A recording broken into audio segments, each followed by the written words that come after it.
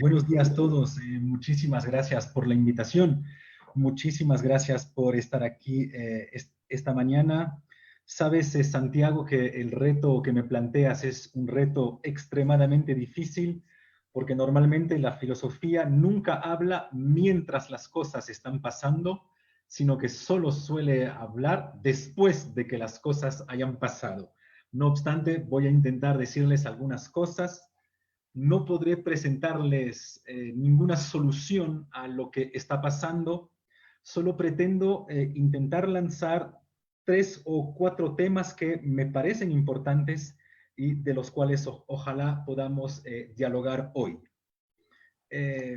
La crisis siempre es una invitación a pensar.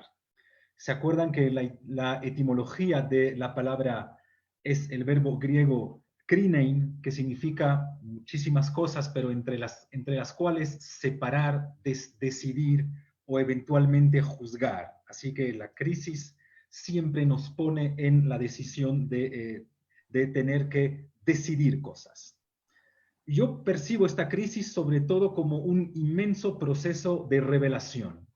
Revelación en el sentido casi fotográfico. Veremos al final si tal vez es también teológico, pero como mínimo en el sentido fotográfico de la palabra revelación. Esta crisis nos permite revelar cosas que tal vez habían permanecido escondidas dentro de 2 campos diferentes. Por decirlo simplemente, estamos recibiendo 2 tipos de cachetadas diferentes, 2 golpes diferentes. Por un lado, una cachetada ontológica o una cachetada realista, es decir, se nos salta la realidad a la cara. Y por otro lado, estamos recibiendo también una cachetada ética, es decir, nos permite hacer un punto tanto al nivel individual como al nivel colectivo para saber en dónde estamos como seres humanos y como países con nuestras relaciones éticas. Comienzo rápidamente, será el punto más corto sobre la cachetada de realidad que estamos recibiendo. Hay 2 puntos mínimos que me sorprendieron al nivel de qué está sucediendo a nuestra propia realidad. Primero, me parece, y es algo realmente sorprendente, estamos viviendo una especie de proceso de homogeneización de la realidad.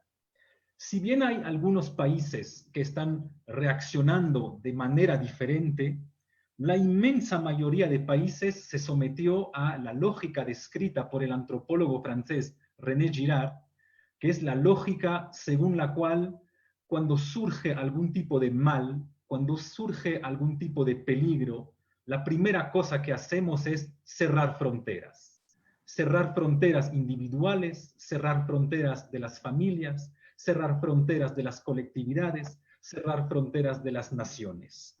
Sabes que yo como buen europeo siempre he vivido con el mito romántico de las sociedades indígenas que viven con ontologías diferentes, con éticas diferentes, con relaciones al otro diferentes, con un concepto de hospitalidad diferente, y lastimosamente hemos visto en este caso que incluso esas comunidades indígenas, la primera cosa que hicieron frente a la crisis fue cerrar las carreteras, cerrar las fronteras. Es decir, que ellas también reaccionaron tal como todos hicimos, ¿no?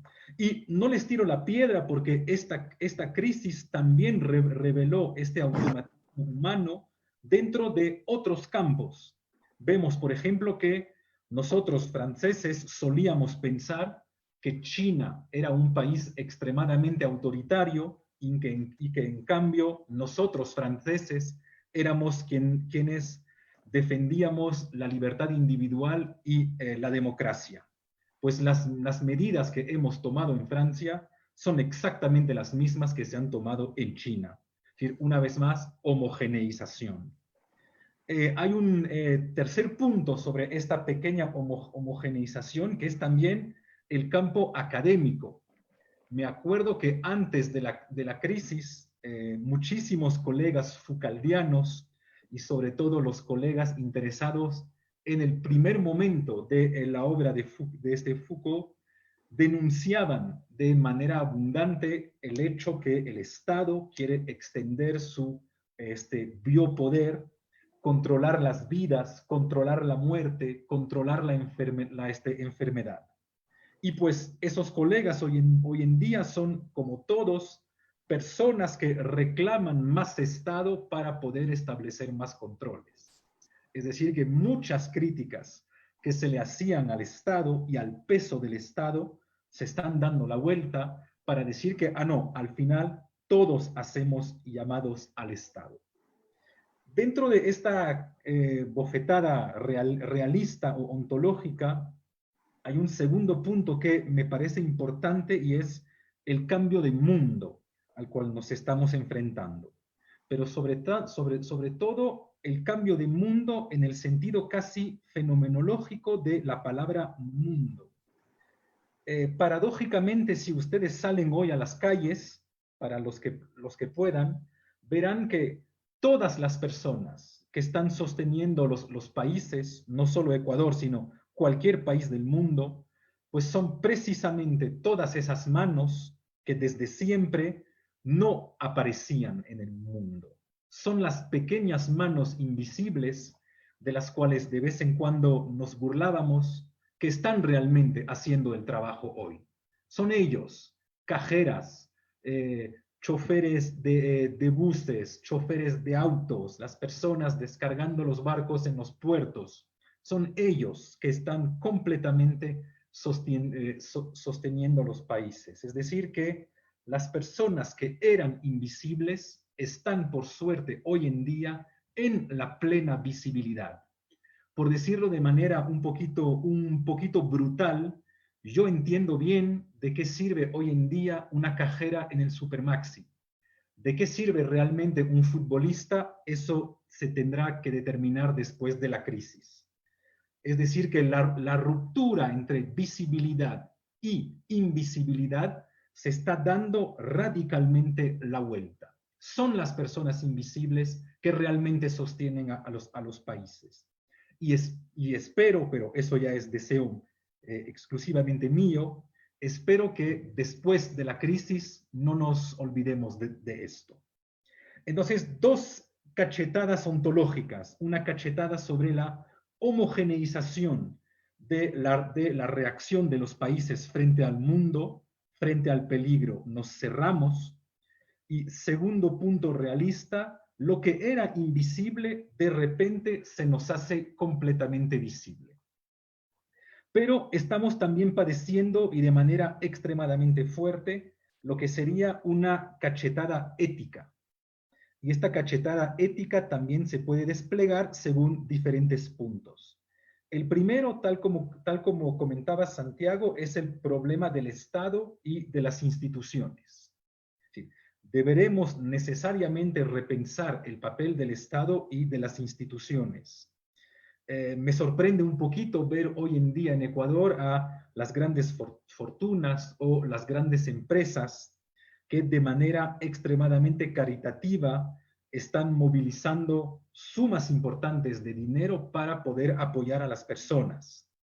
Qué pena que no lo hayan hecho en los últimos 25 años pagando simplemente los impuestos que cada ciudadano o que cada empresa tenía que pagar. Tal vez nos estemos dando cuenta como sociedad que no podemos contar exclusivamente con los procesos de caridad.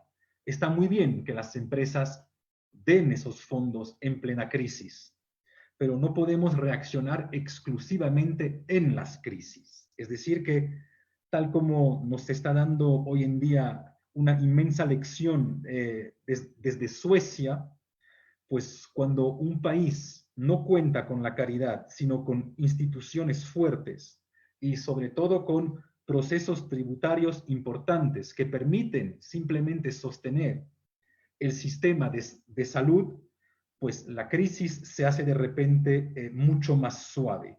Así que ahí deberemos pensar otra vez las dificultades desde la ética de la política entre la articulación entre políticas tributarias y caridad. No podemos contar exclusivamente con la caridad.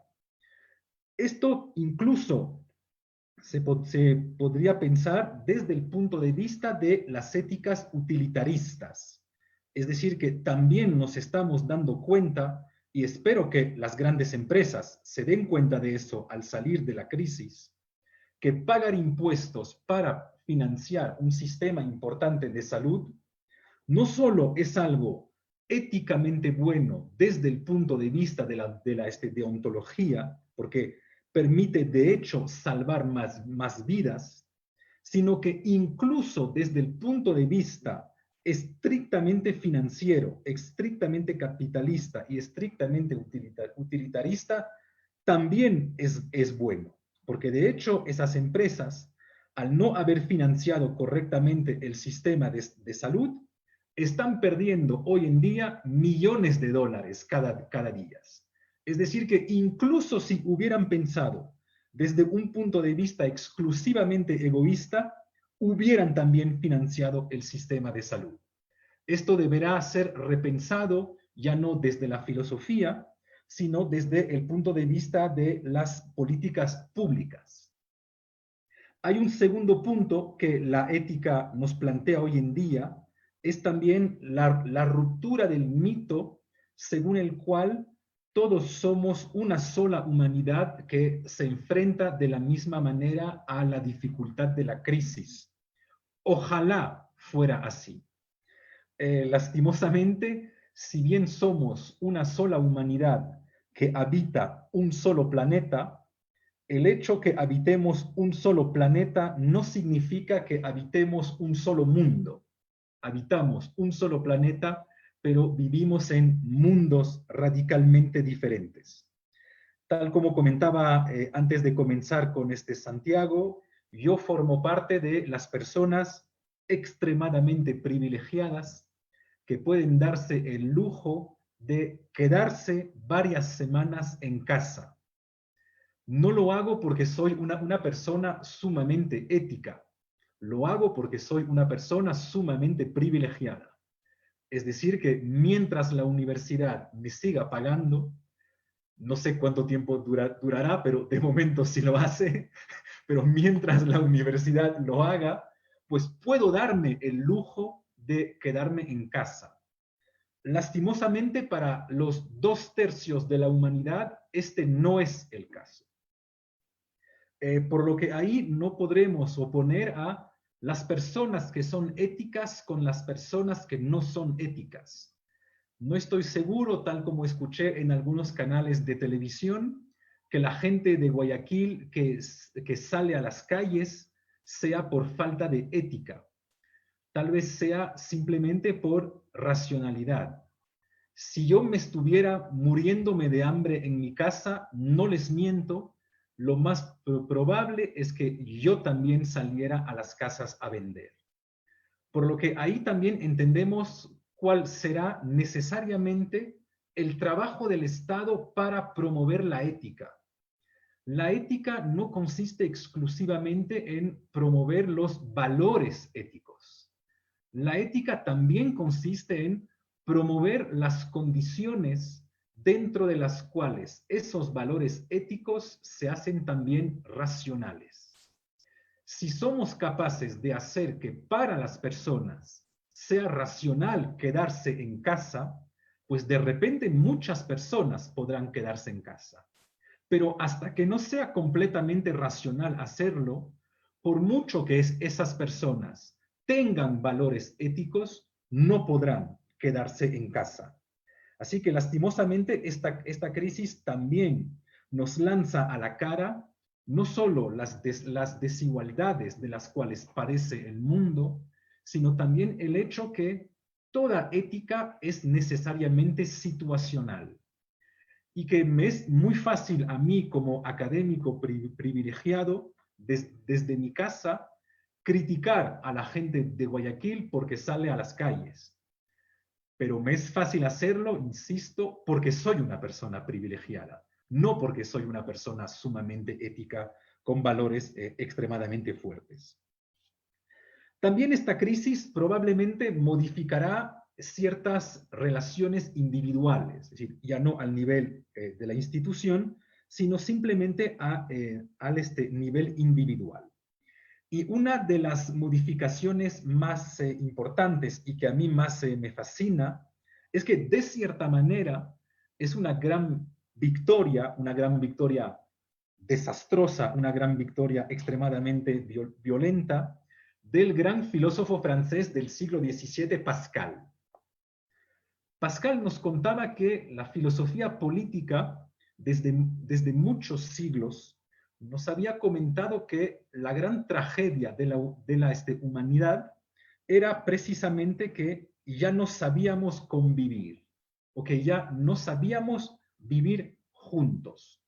Y seguimos viviendo de cierta manera sobre este paradigma, con la idea que debemos ser solidarios, debemos ser fraternos, debemos reaprender a crear comunidades. Pues lo que nos muestra esta situación y lo que nos va a invitar a repensar es que paradójicamente, tal vez lo que menos sepamos hacer como humanidad no sea vivir juntos. Tal vez nos hayamos olvidado de también la necesidad de vivir solos. Me ha sorprendido muchísimo que en Francia, no sé si Verónica podrá después aclararnos si es que en Ecuador ya se está haciendo eso o no, pero en Francia existen ya células de psicólogos que están ayudando a distancia a las personas para que puedan estar en sus casas solos, porque lo que más le cuesta a la gente es precisamente haber roto esas pequeñas relaciones sociales y volver a encontrarse con ellos mismos. Ahí habrá una gran lección filosófica y una gran lección psicológica.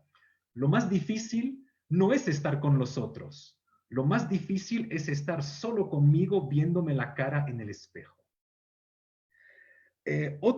Eso tiene obviamente una consecuencia ética directa.